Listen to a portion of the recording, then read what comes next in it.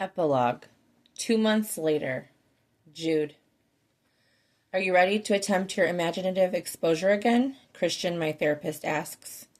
I lower my shoulders from my ears and let my body relax into the high-backed, upholstered chair. My thumbs stroke along the navy blue fabric, tracing shapeless patterns. I wish Frankie were here.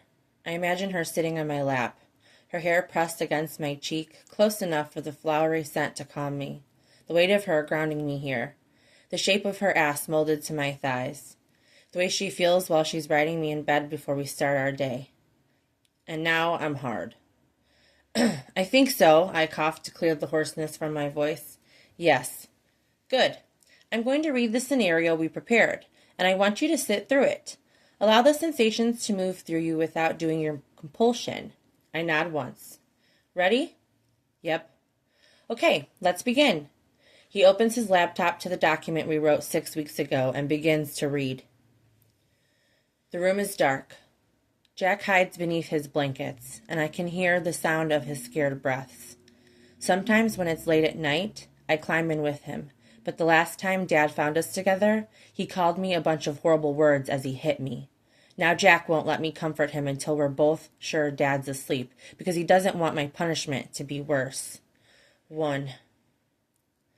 A shadow moves beneath our bedroom door as footsteps thunder down the hall. The door flies open, and Dad's angry face stares at me from the entry. I know what's coming before he says a word. The resignation I forced myself to feel slithers through my body and begins to block out the fear. Which one of you little shits ate the last of your mother's cookies? Jack whimpers, and Dad's head snaps in his direction. 2. You like hurting your brother, don't you? The grin on his face is evil.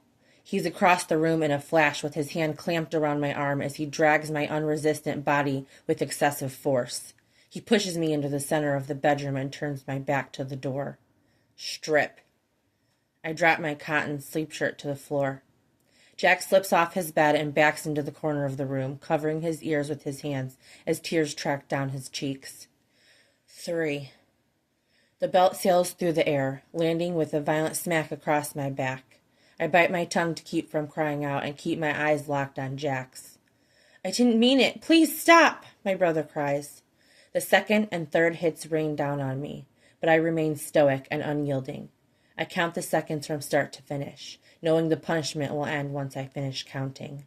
4. Please don't hurt him. Jack, be quiet. I shush him and squeeze my eyes shut. I count soundlessly to myself as I endure each stroke of the belt. Jack cries, and the sight of his tears hurts. I might be standing here in his place, but he's still hurting, and I can't save him. Someday, I promise I'll save him. I'll save us both. My dad lashes me until his arm grows tired, and his palm in the center of my back sends me stumbling away from him. 5.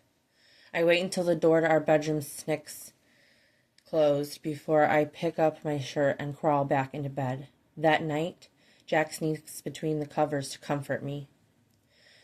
My trembling hands where I hold them against my thighs. How high did you count that time? Christian asks. I swallow hard. 5. Jude, that's fantastic. He writes something down on his notepad. You've made incredible progress over the past couple of weeks. Thanks. Tell me what you're feeling right now. You seem to be holding a lot inside at the moment. Weak, I admit. I just wish I could make faster progress. You're already doing remarkably well. This is one of the more severe compulsions I've come across, and the fact we're already slowing down your counting is something worth celebrating. I nod and wipe off my palms. I appreciate it. Anything else going on with you this week before we end our session? Christian smiles, and I want to curl my lip at the guy. Whatever progress happens in therapy, I'll never wind up like that. The guy practically shines positivity out of his ass. I'm going to propose to my girlfriend. That's a huge step. Care to tell me about your plan? Not this time, Doc. Christian smiles. Next week, then. You can tell me how it went. Later that same night. Frankie. Honey, we're going to be late. I call as I slip my feet into a pair of black ankle boots. Ash bumps her head against my knee, leaving a trail of white hairs on my skin. Thank God for lint rollers. I pat her head and rush out the door. Jude, I call at the bottom of the steps. Right here, baby. His voice comes from the kitchen. I move that way, dropping my lipstick into my open bag and snapping my clutch purse closed. Are you ready? I'm starving. I've been working on that new commission all day. I can't believe people actually want to buy my work. A couple weeks after the incident with Dylan, I called Lola and told her I'm staying in Minnesota. She excitedly added my art back to her online shop. Between her boutique and getting my name out around Fairview Valley, I've sold one new canvas and I've started on another. As I enter the brightly lit room, the sight of Jude leaning against the counter dries my mouth. It isn't like he's overly dressed, but the man has cleaned up from his usual jeans and tees. The dark-washed jeans look brand new and cling to his muscular thighs. He switched out his dirty black boots for a pair of brown sneakers that could pass for a pair of expensive dress shoes. His muscular torso is encased in an untucked white button-down and top two buttons undone to show the column of his throat, and the sleeves are rolled to his elbows. His head is tipped down, but his eyes watch me enter the room. The look is totally adorable and shy for my usually confident guy. I stop in front of him and run my hands from his chest to his shoulders. 3 weeks ago, my cast was removed. Even though my arm is a little weak from disuse, it feels amazing to touch him with both hands. Is this for me? Those piercing silver eyes send a flare of heat to my belly. Wouldn't dress this way for anyone else. You look sexy. So do you. He peruses my outfit, from the boots to the olive green tiered baby doll dress I picked up just this morning. His hands settle on my waist and squeeze. Maybe we should skip the ceremony. I smack him playfully. You wouldn't dare. True. It's hard to have a wedding without the best man. He pats his breast pocket. I also have the rings. Then we better get out of here. We hustle to the van, and Jude gets us into town in record time. Cars line the street outside Jack and Whitney's house on both sides. Not many. Enough for the guests of their quiet, intimate ceremony in their backyard. Jude takes my hand on the sidewalk, and we walk into their home together. You're here! Bree greets me and pulls me from Jude's hold. She tucks a lock of my hair behind my ear. I love this dress on you. The color is gorgeous. Thank you. Your dress is beautiful, too. I squeeze her hands. Everything is ready in the backyard. We're just waiting on Aiden. How is he? My throat tightens a little. Bree flicks her gaze to Jude before returning it to mine. He's okay. Corjan says he's a little withdrawn. He's working through it. She smiles, but it doesn't quite reach her eyes. Aiden hasn't quite been his usual self since the incident. He was lucky we both were, that nothing major was hit, but it's hard not to notice how his smiles look a little more fake each time I see him. I hope he's okay. I can't quite keep the guilt from my tone. Jude squeezes my shoulder. If he isn't, he will be. He has us all to lean on. Bree's smile wobbles. She clasps her hands. Anyway, once he's here, we'll get started. I tilt my chin over my shoulder. I guess we should head down. His hand settles warmly on the small of my back, urging me ahead of him. We part for the ceremony. While Jude stands beside his twin brother, I sit in the row of chairs. Aiden sneaks in 10 minutes late and slides into the chair on my right. Hey, I whisper as the music starts up.